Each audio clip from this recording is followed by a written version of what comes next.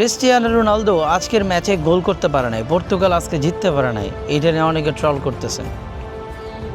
কেন? ক্রিস্টিয়ানো রোনালদোর অভিষেক হয়েছে 2003 সালে, আজকে 2026 সাল। সে 23 বছর ধরে ইন্টারন্যাশনাল ফুটবল খেলতেছে। যেই পরিমাণ গোল করেছে তার ধারে কাছেও কেউ নেই। মেসি 916টা, সে 975টা গোল করেছে।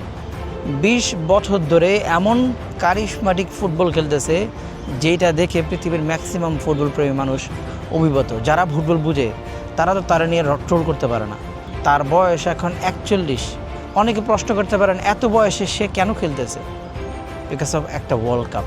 তার জীবনে সব ধরনের কাপ আছে, সমস্ত প্রকার অ্যাচিভমেন্ট আছে, কিন্তু তার কাছে একটা ওয়ার্ল্ড কাপ নাই। সে সেই জন্য এখনও খেলতেছে। রোনালদোর জন্য, পর্তুগালের জন্য দোয়া রইল। এইবার ইনশাল্লাহ পর্তুগাল কাপ জিতবে ইনশাআল্লাহ।